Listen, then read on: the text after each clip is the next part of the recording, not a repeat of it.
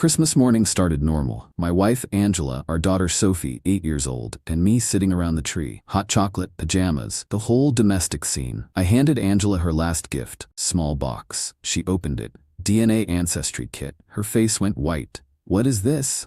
Ancestry DNA thing. Thought it'd be fun. I got one for me too and one for Sophie. We can see our genetic backgrounds, find relatives, all that stuff. I'd been genuinely excited about this. My buddy at work had done one. Found out he was 30% Scandinavian, connected with a second cousin in Norway. Seemed cool. Angela was staring at the box like it might explode. We're not doing this. What? Why nods? Because I don't want to. It's just spit in a tube. Takes 2 minutes. I said no. Sophie looked confused. Mom, I want to see if I'm a princess. Jamie at school said her DNA test said she's related to royalty. You're not doing it either. But Mom? I said no. The sharpness in her voice made Sophie's eyes water. Angela never snapped at Sophie. Never. I stepped in. Hey, it's okay. It's just a gift. If you don't want to do it, that's fine. Angela stood up, went to the kitchen. I followed. What's wrong? Nothing. I just think those tests are invasive. They sell your data. It's a privacy issue. Okay, we don't have to do them. Good. But I'm going to do mine. I already bought it. Her head snapped toward me. No. What? You're not doing it either. I laughed. Angela, it's my DNA. I can do what I want with it. If you send that test in, I'm divorcing you. I stopped laughing. What did you just say? You heard me. Family secrets stay secret. If you care about this marriage, you won't send it in. Family secrets? What family secrets? That's exactly why they stay secret. You don't need to know. I stared at her. My wife of 9 years, mother of my daughter, was standing in our kitchen on Christmas morning threatening divorce over a DNA test. That's insane. That's my boundary. Angela, I'm serious. You send it in, we're done. Then she walked out. I stood there holding my hot chocolate, watching it get cold. Something was very, very wrong. That night after Sophie went to bed, I tried again. Can we talk about this morning? There's nothing to talk about. I don't want those tests in our house. You threatened to divorce me over a DNA test. I was being dramatic. Were you? She looked at me. Don't send it in, please. Just respect my wishes on this. Why? Because I'm your wife and I'm asking you not to. That's not a reason, that's an ultimatum. Call it what you want, just don't do it. I wanted to push, wanted to demand answers, but she was shutting down, stone-faced, defensive. I'd never seen her like this. Okay, I said, I won't send it in. She relaxed, thank you. Then she went to bed. I stayed up. Here's the thing, I'm not a naturally suspicious person. I don't go through phones, don't track locations. Our marriage had been good, normal, no major fights, regular date nights, good communication. Until that morning, one DNA test turned my wife into a stranger. So I did what any reasonable person would do. I sent my test in the next day. Not to be petulant, not to catch her doing something, but because a reaction that extreme meant there was something worth finding. And I wasn't going to sit around in ignorant bliss waiting for a bomb to go off. If there were family secrets, I had a right to know them, especially if they involved me. I mailed it from work, registered it online, waited. 2 weeks later, Angela asked about the test. Did you throw it away? Yeah, I lied. Threw it out. Good. Another week passed. Results came in. I was at work when I got the email. Logged into the portal. Looked at my ethnicity breakdown. 45% Irish, 30% German, 15% English, 10% Scandinavian. Cool. Then I checked the DNA relatives section. Top match, Sophie Anderson. Predicted relationship, aunt, uncle, niece, nephew, or half-sibling or grandparent, grandchild. I stared at those options. Not daughter, not parent-child. I clicked for more details. Shared DNA, 1,750 centimeters. I Googled it, found a chart. Parent-child, 3,500 centimeters. Uncle-niece, 1,700 to 2,100 centimeter. Half-sibling, 1,1300 to 2,300 centimeters. Grandparent-grandchild, 1,300 to 2,200 centimeters. At 1,750 centimeters, the most likely was uncle-niece, but it could also be half-sibling or grandparent-grandchild. I worked through the logic. Grandparent-grandchild? No. My parents and Angela's parents were accounted for. Sophie couldn't be my parents' child. That would make her my half-sister, and we'd know if my mom had given birth 8 years ago. Half-sibling? Possible if my dad had another child with someone else. But that would mean no. That didn't make sense. The affair would have had to be with Angela, which would make Sophie my half-sister and Angela's daughter, which was impossible genetically. Uncle-niece? That meant Sophie's biological parent was one of my siblings. But Angela gave birth to her. I was there. So Sophie's father had to be my brother or one of my male cousins. I felt sick, went to the bathroom, locked the door, sat on the floor. 8 years. 8 years of being Sophie's dad. 8 years of thinking she was mine. I pulled out my phone. Looked at my close male relatives. My brother lived in Seattle, hadn't visited in years. I had 3 male cousins, 2 lived out of state. 1 lived 20 minutes away. Ryan. I pulled up his Facebook, scrolled through photos. There was one from 2 months ago, family barbecue at his place. Sophie was in the background, standing next to Ryan, both of them laughing. They had the same smile, same exact smile. How had I never noticed? I zoomed in, same nose, same eyebrow shape, same goddamn dimple on the left cheek. I looked at more photos. Birthday parties, Christmas from 3 years ago, Thanksgiving. Every photo with Ryan and Sophie together, they looked related because they were. I threw up in the toilet. When I got home that night, Angela was making dinner. How was work? Fine. I watched her, looked for signs, guilt, nervousness, anything. Nothing. She was humming, stirring pasta, normal. Sophie's at soccer practice. Your mom picked her up. Cool. I went upstairs, logged into Angela's laptop. We shared passwords, always had. No secrets was our thing. Apparently that was a lie. Checked her email, nothing obvious. Checked her Facebook messages. Nothing with Ryan except normal family stuff. See you at Easter. Thanks for having us over. Checked her phone records online through our shared account. No unusual calls to Ryan. She'd been careful. That made it worse somehow. Over the next week I investigated. I'm the kind of person who keeps records. Paper statements going back years filed in our home office. Angela always thought it was excessive. Why keep old bank statements? Everything's online. Turns out, online systems only go back 2 years. Paper statements? Forever. I pulled out the box labeled 2016, 2017, found our credit card statements from 9 years ago, flipped through February. There it was. The Riverside Inn. 3 different charges. February 12th, 19th, 24th. All when I'd been at a conference in Boston. I remembered that conference. 3 days. Software development thing. Angela had said she'd be fine alone. It's just 3 days, she'd said. Go network, have fun.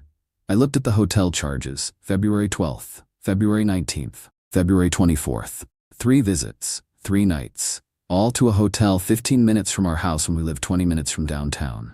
Why go to a hotel when you have a house? Unless you need privacy. Cross-referenced with Ryan's social media, had to scroll back years, found his gym check-ins. He'd posted from the Riverside Inn's gym, February 12th and February 24th. Getting that grind in even on the road. He wasn't on the road, he lived here. Found more old text messages in my backup drive. From 9 years ago, Angela had texted me while I was in Boston. Ryan stopped by to drop off the thing from your mom. Stayed for coffee. He's so funny lol. At the time, I thought nothing of it. Ryan bringing something from my mom, normal family stuff. Now I saw it differently. Ryan visiting while I was out of town. Stayed for coffee. For how long? An hour? 3 hours? Overnight? I checked her text history from that week. She'd texted me every night. Miss you. Hope the conference is good. Sophie's asleep, just watching TV. Lies. Casual, easy lies. Sent from our couch while I was 800 miles away thinking everything was fine. I hired a private investigator. His name was Marcus, former cop. Came recommended from a guy I'd helped with some IT work. Cost $3,000 for 2 weeks of surveillance. Marcus followed Angela. Documented her days. Most of it was normal. Work, grocery store, gym, home. But then, 2 Thursdays into surveillance, Angela met Ryan for lunch. Downtown. Italian place. Corner booth. Marcus got photos. 15 of them. They weren't touching, weren't kissing. But the body language was there. Leaning in, laughing. Angela touching her hair. Something she did when she was flirting. I'd noticed it when we were dating. In one photo, Ryan's hand was on the table near hers. Not holding, just near. Marcus's report said, subjects appeared comfortable with each other. Interaction seemed more intimate than familial. No overt physical contact, but significant indicators of emotional connection. I stared at those photos for hours. I asked him to do a paternity test. I need DNA from the child and the potential father. How do I get that? Get creative. Next Sunday, we went to my mom's for dinner. Ryan was there. I asked him to help me move something in the garage. He drank from a water bottle, left it on the workbench. I pocketed it later. Sophie's DNA I got from her toothbrush. Sent both to the lab the PI recommended. Results came back in 5 days, 99.99% probability of paternity. Ryan was Sophie's biological father. I sat in my car in a parking lot and cried for an hour. Then I called a lawyer. Her name was Patricia Chen. Mid-40s, sharp suit, sharper eyes, came highly recommended by a colleague who'd gone through a messy divorce. Her office was downtown, glass walls, law books everywhere. Degree from Stanford on the wall. I need to divorce my wife. She cheated 9 years ago with my cousin. Our daughter is biologically his. Patricia didn't even blink. Do you have proof? DNA tests. 2 different labs. I slid the folders across her desk. Ancestry DNA showing Sophie as my niece. Independent paternity test showing Ryan as her father. 99.99% certainty. She reviewed the documents, nodded. This is solid. Does she know you know? No. Good. Keep it that way. The element of surprise is valuable. When do you want to file? Soon, but I want to serve her publicly. At our family reunion, July 4th. Patricia looked up. That's 6 weeks out. Why wait? Because Ryan will be there. I want to serve him too. Civil suit. And I want my entire family to see what they did. That's bold. Legal, but bold. Are you sure you want to go nuclear like that?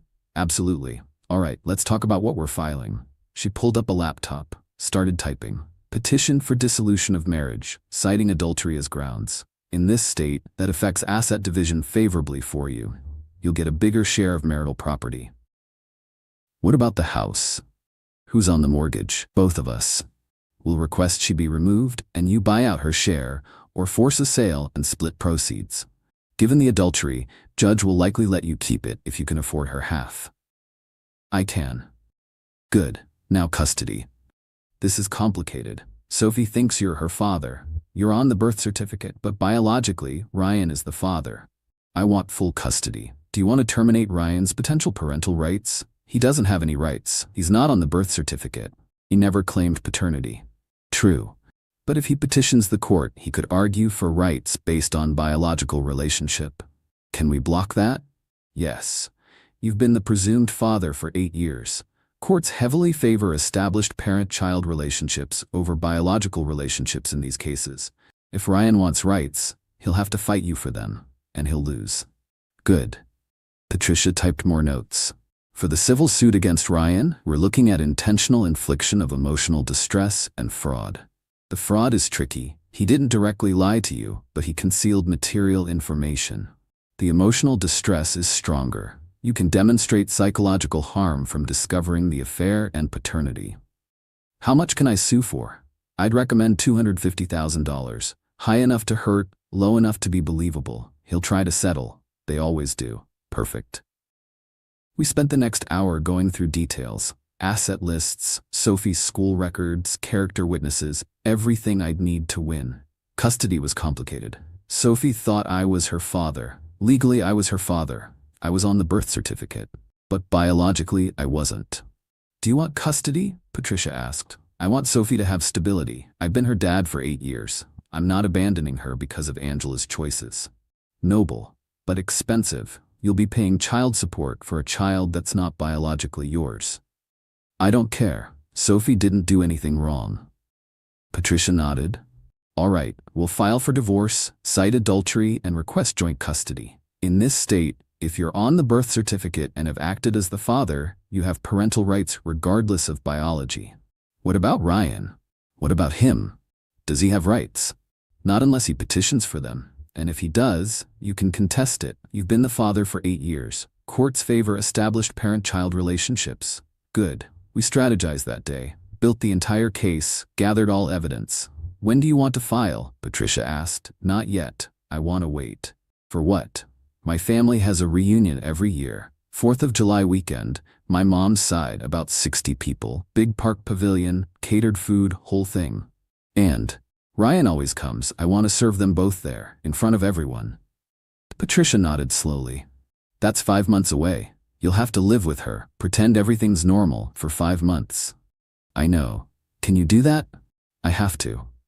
Those 5 months were the hardest of my life. Coming home to Angela every day, kissing her hello, eating dinner together, watching TV, pretending I didn't know she'd destroyed our family. She planned Sophie's 9th birthday party. I helped blow up balloons. She talked about summer vacation. I nodded along. She kissed me goodnight. I kissed back. All while knowing the truth. All while planning her public exposure. Late May, 6 weeks before the reunion, we finalized everything. Patricia filed the divorce papers.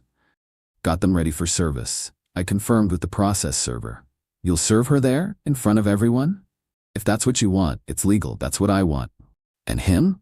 He pointed to Ryan's name on my notes. Separate papers. Paternity fraud civil suit. Serve him right after you serve her. This is going to be quite the show. That's the point. The weeks leading up were surreal. Angela had no idea. She was planning Sophie's birthday party, talking about our summer vacation plans. Being a normal wife, I played along, kissed her goodbye in the mornings, had dinner together, watched TV at night, all while knowing she'd destroyed our marriage 9 years ago and let me believe a lie every single day since. The rage was constant, but I kept it buried, cold, controlled. 4th of July came. We arrived at the park at 1 p.m. Angela was wearing a sundress. Sophie had a sparkler. Everything was festive. Ryan was already there, flipping burgers on the grill. Hey man, he gave me a bro hug. How's it going?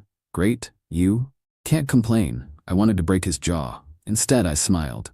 Burgers look good. Thanks. Angela and Sophie went to say hi to my mom. I stayed near Ryan.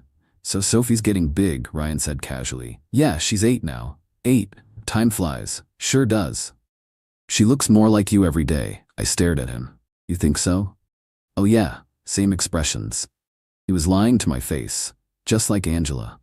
At 3 p.m. my phone buzzed. Text from the process server, in position. I texted back, go. 5 minutes later, a man in a polo shirt approached Angela. She was standing with my aunt and mom, holding a plate of potato salad. Angela Montgomery? Yes, you've been served. He handed her an envelope. She looked confused, opened it, started reading. Her face went white. Same white as Christmas morning. What? What is this? Everyone was staring now. Petition for dissolution of marriage, I said loudly. I'm divorcing you. The whole pavilion went silent. What? Why? Read page 3, the part about adultery. She flipped pages, started reading, then looked up at me, then at Ryan. Ryan hadn't noticed yet. He was still at the grill. The process server walked over to him next. Ryan Montgomery? Ryan turned. Yeah? You've been served. He took the envelope, opened it. His face changed. What the hell is this? That's a civil suit for paternity fraud and intentional infliction of emotional distress, I said. You're being sued for $250,000. What? I walked to the center of the pavilion. Everyone was watching now. My mom, my aunts and uncles, my cousins. All 60 people. Since we're all here, I said, I thought this was a good time to share some family news. Angela and Ryan had an affair 9 years ago. Sophie is Ryan's biological daughter, not mine. DNA test confirmed it. I've known for 6 weeks, and now everyone else knows too. Silence. Then my mom, what? Sophie is Ryan's daughter, not mine. Sophie, who'd been playing with her cousins, came running over. Daddy, what's wrong? I knelt down, looked at her. This kid I'd raised, loved, read bedtime stories to, taught to ride a bike, not my blood, but mine in every way that mattered. Nothing, sweetheart. Daddy just has some adult stuff to handle. Go play, okay? Okay? She ran back to the other kids. Angela was crying. How could you do this here, in front of everyone? How could I? I stood up. How could you? 9 years, Angela. 9 years of lying to my face, letting me raise another man's child thinking she was mine. I was going to tell you, when, at her high school graduation? Ryan stepped forward. Look, man, don't. I pointed at him. Don't say a word. You're my cousin. You were at our wedding. You held my daughter, your daughter, at the hospital and looked me in the eye and said, she's beautiful, congrats. You've been lying to me for 8 years. I didn't know for sure. Bullshit. You knew. You both knew. My uncle grabbed Ryan's arm. You did what? Ryan tried to pull away. It was a mistake. A mistake? I laughed. A mistake is forgetting someone's birthday. This is betrayal. This is fraud. This is destroying a family. My mom was crying now. Angela, how could you? Angela couldn't look at her. I'm sorry. I'm so sorry. You're not sorry you did it, I said. You're sorry you got caught. I turned to face everyone. I'm filing for full custody. I'm keeping my daughter because I'm her father. Biology be damned. Ryan can petition for rights if he wants, but I doubt he will because he's a coward. Angela gets supervised visitation until we figure out what's best for Sophie. And if anyone in this family has a problem with how I handled this, you can leave now. No one moved. I looked at my mom. I'm sorry I did this at the reunion, but I wanted everyone to know what they did. No more secrets. No more lies. She nodded, came over, hugged me. Then my aunts came over, then my uncles. One by one, my family surrounded me. Angela stood alone. Ryan's dad grabbed him. Get out, now. Dad. I said, get out. Ryan left, didn't even look at Sophie. Angela tried to come toward me. My cousin blocked her. You need to leave too. That's my daughter. That's his daughter, my mom said. You made your choice 9 years ago. Live with it. Angela grabbed her purse, looked at Sophie one more time. Sophie waved. Angela started crying harder. Then she left. I stood there, surrounded by my family, and felt the weight lift. The secret was out, the truth was known, and I wasn't carrying it alone anymore. Sophie came running back. Daddy, where's Mommy? She had to go home, honey. She's not feeling well. Oh, can we have cake now? Yeah, let's get you some cake. We stayed at the reunion for 3 more hours. Everyone wanted to check on me, tell me they supported me, condemn what Angela and Ryan had done. My uncle apologized for Ryan. I raised him better than this. It's not your fault. Still, he's my son. I'm ashamed. When we got home that night, I put Sophie to bed, read her 2 stories, tucked her in. Daddy? Yeah, sweetie? Did Mommy and you have a fight? Sort of. Are you getting divorced? Kids are too smart. Yeah, we are. Is it because of me? No, never. This has nothing to do with you. Mommy and Daddy just can't be married anymore. But I'll always be your dad. That won't change. Promise. Promise. She hugged me. I love you, Daddy. I love you too, Sophie. The divorce took 6 months, 6 brutal months. Angela fought for custody, hired an aggressive lawyer.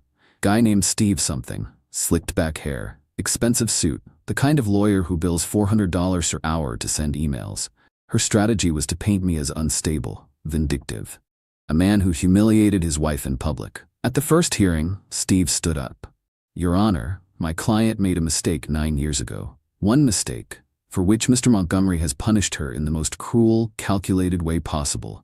He served divorce papers at a family reunion in front of 60 people, including their 8-year-old daughter. Patricia stood. Your Honor, my client discovered that his wife had been lying to him for 8 years about the paternity of his child.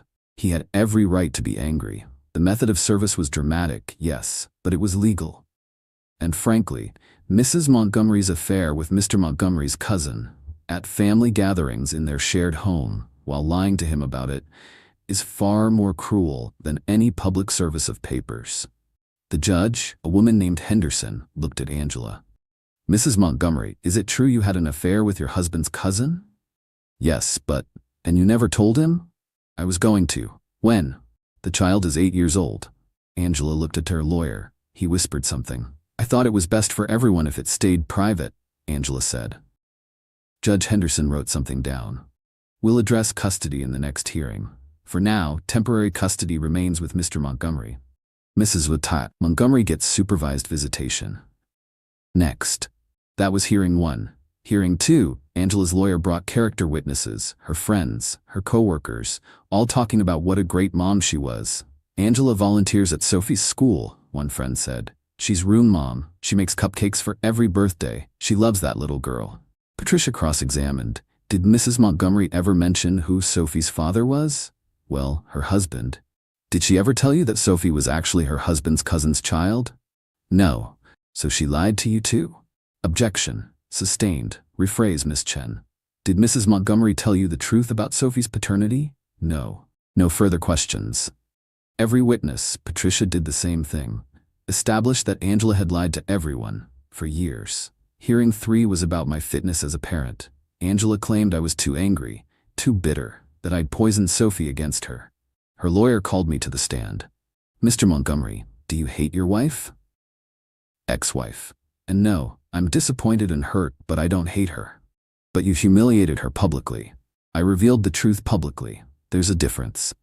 You don't think serving papers at a family reunion was excessive? I think having an affair with my cousin and lying about my daughter's paternity for 8 years was excessive. Serving papers at a reunion was just efficient.